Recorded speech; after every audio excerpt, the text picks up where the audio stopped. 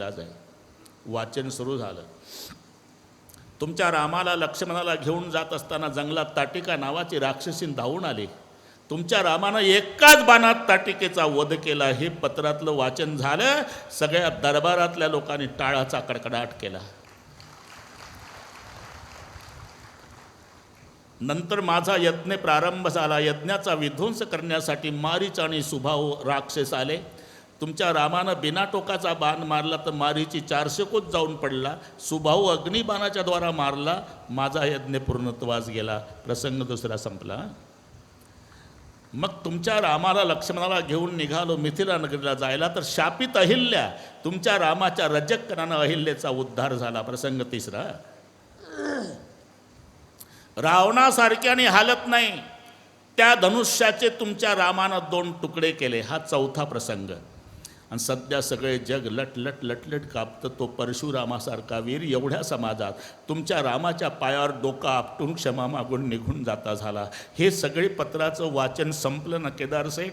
ज्यांनी पत्र आणलं होतं त्यांच्यापुढे सप्रेम भेटीचा ढीग लागला. आनंद आवरे ना प्रजाजनाला, पण ते भेट स्वीकारत नाही. हे नीट ऐका. बराच वेळ झाला. शेवटी म्हणावं लागलं दशरथ राजांना, सेवक लोग जी भीक नहीं है, भेट है, स्वीकार करो. राजे म्हणतात. सेवकाने हात जोडले. अविनय हो तो क्षमा करे महाराज, हम कन्या पक्ष वाले हैं. हे नीट ऐका बरं. आपल्या जीवनातलेच प्रसंग आहे. हम कन्या पक्ष वाले यहाँ दे सकते, यहाँ का नहीं ले सकते. आम्ही सीतेच्या माहेरच्या आहोत राजे. आणि माहेरचे माणसं तिच्या सासरला देत असतात, लेकीच्या सासरचं नेत नसतात. राजा दशरथ गप बसला. सेवक जनकाचे. आणि म्हणून आताही ती पद्धत आहे. खेडेगावामध्ये कोणाच्याही मुलीचं लग्न असू द्या, गरिबाच्या असो की श्रीमंताच्या, अख्खं गाव एका मायची लेकरं होऊन एकजुटीनं कामाला लागतंय. गावाची अब्रू जाईल, स्वयंपाक पुरला पाहिजे, कोणी उपवासी जाता कामा नये. केदार सेठ त्या गावचा श्रीमंत असेल, संगमनेरला जातून गोदरेजचं कपाट आणतो त्या लेकीसाठी. पण त्या गावचा फाटक्या कपड्याचा, झोपडपट्टीतला, गाठी गाठीचं धोतरण, फाटकी बंडी, 2 शेळ्या चारतो दिवसभर, जर्मनच्या ताटात शेळीपाकी भाकरी खातो, संबंध नाही, तरी तो संगमनेरला जातो. 25 रुपयाचं फुलपात्र आणतो का, माझ्या गावची ताई नांदायला चालली म्हणतो. हे लक्षात ठेवा. आम्ही सीतेच्या माहेरचे आहोत. इथे देता येईल तेवढं देऊ राजे, इथलं नेणार नाही असं सांगतात. राजा जनकाने सीतामाईला सप्रेम भेटीत हत्ती दिले होते.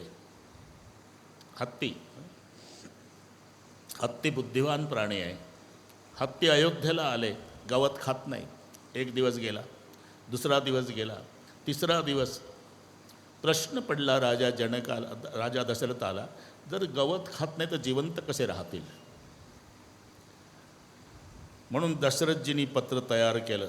महाराज मिथिला पति को प्रणाम, खत लिखने का कारण है कि दहेज में भेजे हुए हाथी अयोध्या का घास नहीं खा रहे. चिंता इस बात की हो रही कि जिंदा कैसे रह सकते. जल्दी जवाब भेजो, आपका महाराज अयोध्यापती. पत्र पोहोचलं, तुम्ही अजिबात टेन्शन घेऊ नका.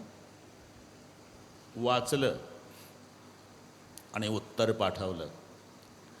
ते मुलीच्या माहेरची जनावरं असल्यानं सासरचं गवत खाणार नाहीत राजे, पण काळजी नसावी.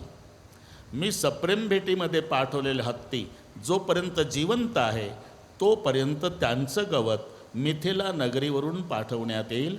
आपला महाराजा जनक.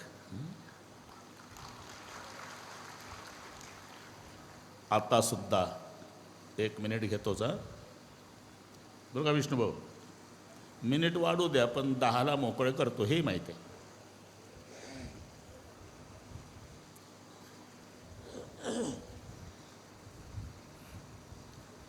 ज्या संन्यासाचा जन्म मिथिला नगरीत झाला हे 2026चं सांगतो मी. ते संन्यासी हे बा महात्मे बसलेले आहे इकडे. मिथिलेत जन्माला आलेले संन्यासी तीर्थ